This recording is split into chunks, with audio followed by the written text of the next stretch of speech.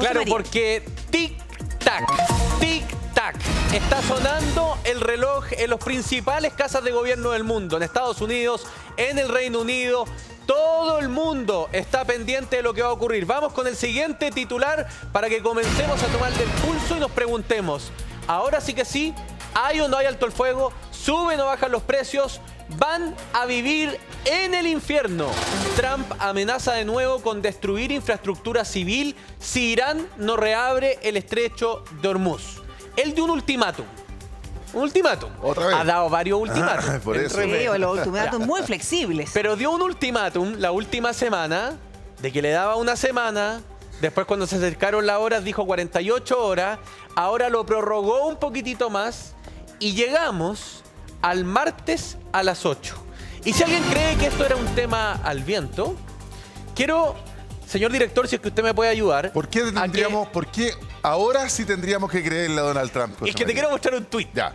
Este es el tuit de Trump. Todo esto partió este fin de semana con una frase en un posteo de Donald Trump. Martes, 8 p.m., hora del este, que es la misma hora de Chile desde el sábado. Ya. Claro. O sea, 8 p.m. hora de Chile también. Puso esto. Y como muchos preguntaron que va a ser otra cadena nacional, va a haber otro discurso, no. Esta es la hora que la Casa Blanca ha establecido como la línea fatal. La hora fatal para que Irán acepte un alto al fuego.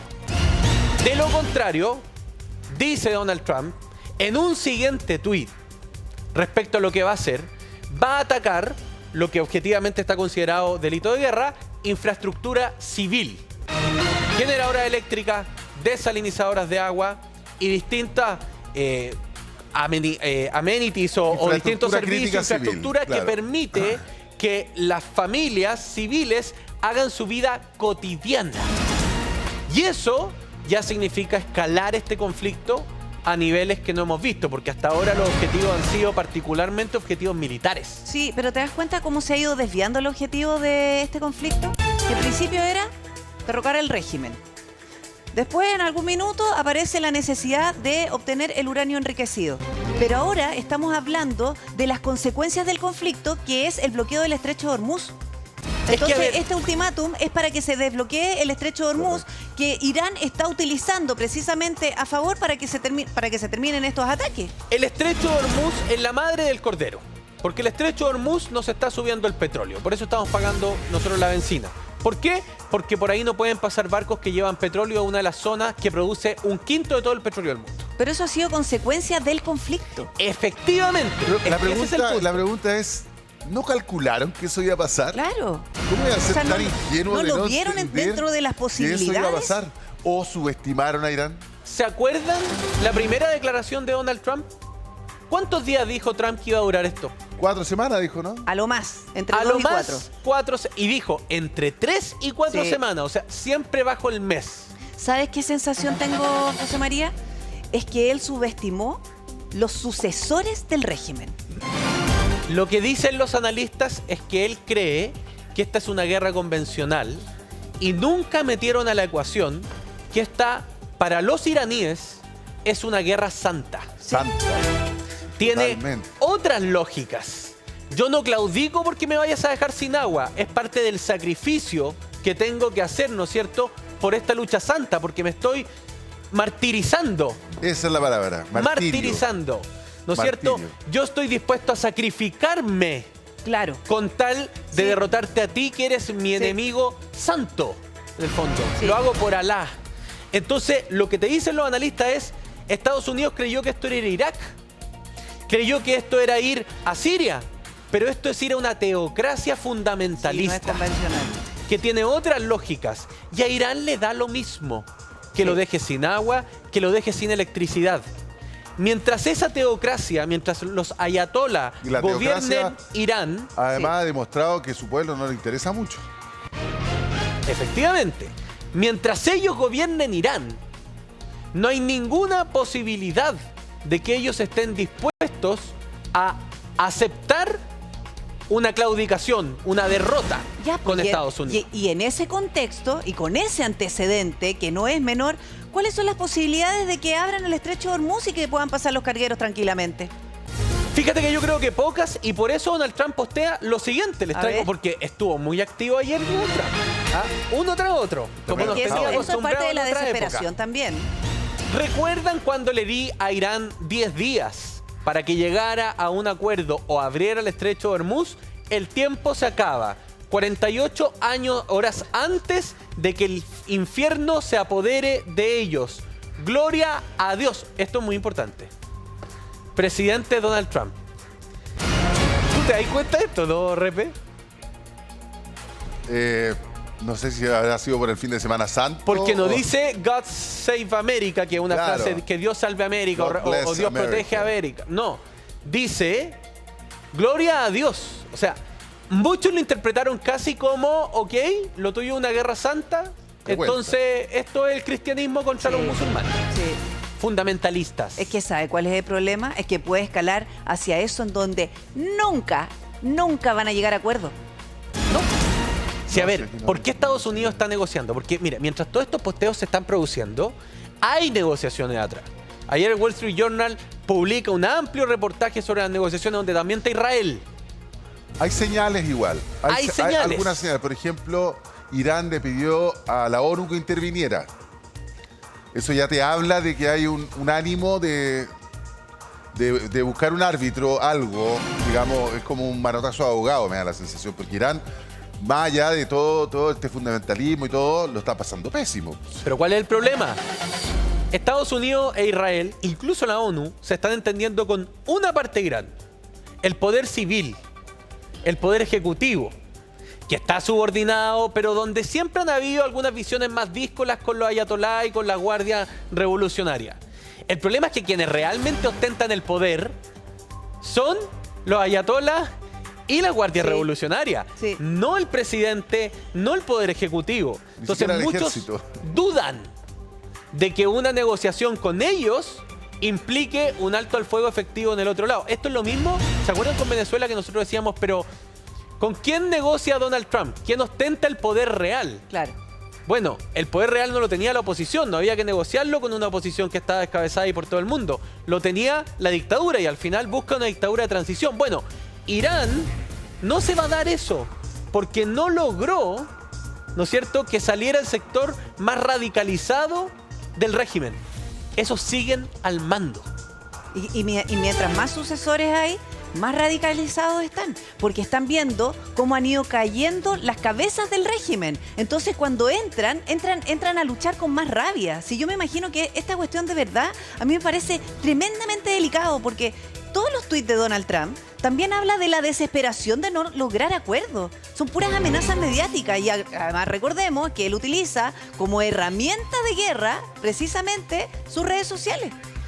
¿Sabes que yo tengo la sensación, y esto es una sensación porque yo le he dado vueltas, cómo podría ser la salida de este conflicto? ¿A qué acuerdo se llega? Porque tú me dices que si los ayatolás siguen a cargo de Irán, ¿no van a seguir en un año más, 2 años más, haciendo un plan secreto para obtener un arma nuclear? Obvio que sí. Sí, sí. Entonces, ¿cuál es la salida?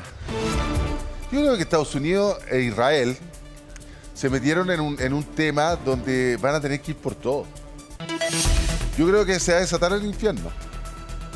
Porque no veo otra salida, digamos. Sí. ¿Y qué querrá decir que se desate el infierno en Irán? Quiero invitarlos a que veamos el siguiente tuit donde Donald Trump da algunas de las pistas respecto a qué es para él que se desate el infierno. A ver. El martes será el día de la central eléctrica y el día del puente. Todo en uno. En Irán no habrá nada igual. Abran el maldito estrecho, malditos locos, esa es una o vivirán desesperación. en el infierno. ¿Sabes qué? Esa Ya frase es demasiado verán. desesperada. Y ahora cambia gloria a Dios y escribe alabado sea Alá, presidente Donald Trump.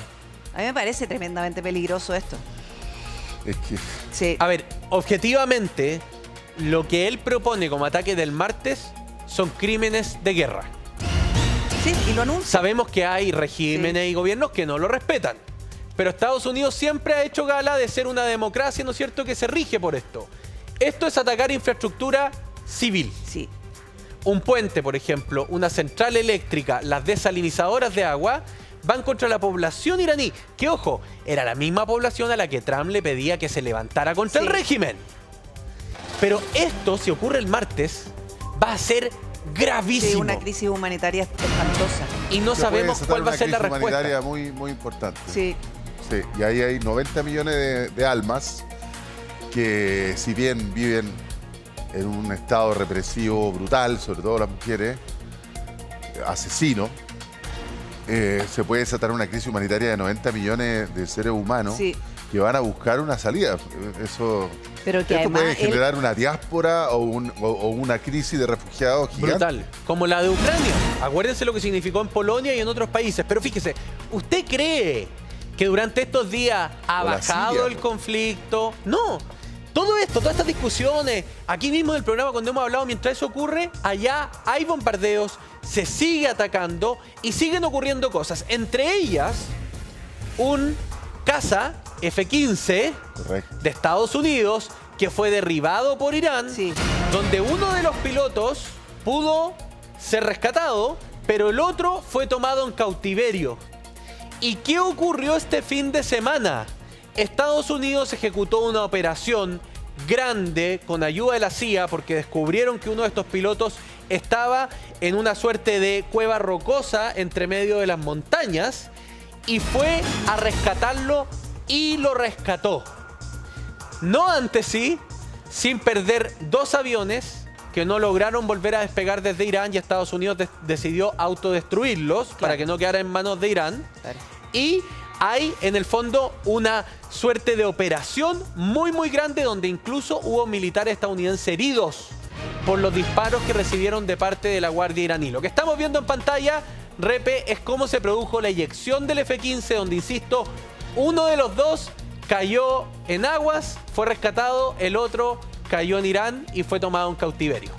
Así funciona la eyección. Pero rescatado finalmente también. Rescatado. Ahora, el F-15 tiene, voy a decir, un problema. Es un cazabombardero súper espectacular, pero es de la década del 70, comienzo de la década del 70. Entonces, tiene algunas características que no lo hacen ser furtivo ni tampoco inmune a las baterías antiaéreas. Entonces, lo más probable es que por eso fue que lo derribaron y los pilotos, bueno, uno pudo ser rescatado y el otro también, pero digamos, después de, me imagino yo, haber sufrido todas las bondades de ser retenido por la Guardia Revolucionaria iraní. El rescate tuvo aviones, porque fueron equipos tácticos de paracaidismo, helicópteros encargados de la extracción, como la estamos viendo aquí, ¿no es cierto? Bajaron equipos de extracción, lo levantaron, pero hubo combate, ¿ah? Esto no fue limpiecito. No, claro. O sea, aquí hubo combates y hay heridos. Es más, hubo 2 aviones que no lograron volver a despegar desde Irán, que eran estadounidenses y que finalmente Estados Unidos termina destruyéndolos. Pero fue una operación grande. Estamos hablando que decían las informaciones preliminares de ayer, porque esta igual es información clasificada, que son cerca de 500 los efectivos que participaron para rescatar a un soldado estadounidense que para Donald Trump y su narrativa interna es muy importante. Porque no podías haber dejado a un soldado en cautiverio. Miren, 2.100 metros de altura, zona muy montañosa, estamos hablando del sur de Irán, pero profundo.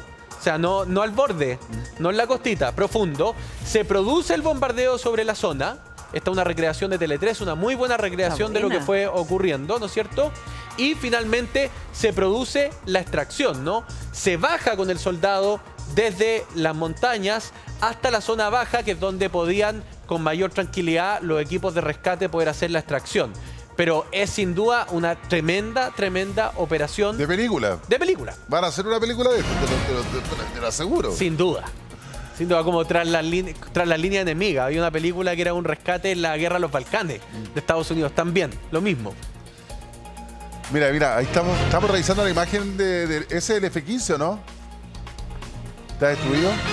Claro, porque imagínate dejar esos aviones ahí intactos, es entregarle en bandeja la tecnología norteamericana a los iraníes. Ahora, si por eso se destruyen. Ahora, esto Irán desmintió a Trump respecto del rescate. O sea, porque en verdad esto es un bochorno para Irán. Sí. O sea, al final ya hubo una operación, hubo heridos, qué sé yo, pero al final entran a tu territorio, ya de arriba hay un avión, pero rescato a los pilotos, los saco como... ¿O habrán permitido que los rescataran? Obviamente, la versión de Irán fue que ellos destruyeron estos dos aviones, los derribaron. Obvio. Difícil. ¿Ok? Lo que nosotros sabemos, insisto, aquí estamos contraponiendo versiones, que Estados Unidos dice, y es una práctica que ha hecho Estados Unidos en el pasado, podríamos creerla, que destruyó los aviones cuando efectivamente se dio cuenta que los aviones no iban a poder Lo despegar. hicieron con un Black Hawk en cuando fueron por Osama Bin Laden, uno de los helicópteros falló Efectivamente, y claro. lo destruyeron para... En el fondo también, otra de las razones por la cual destruyen estos elementos es para que la tecnología no quede allá, po. Claro. Exacto, porque si no, Eso tú es. por ingeniería inversa Sí. Claro. puedes descubrir cómo fue el proceso para desarrollar esa tecnología.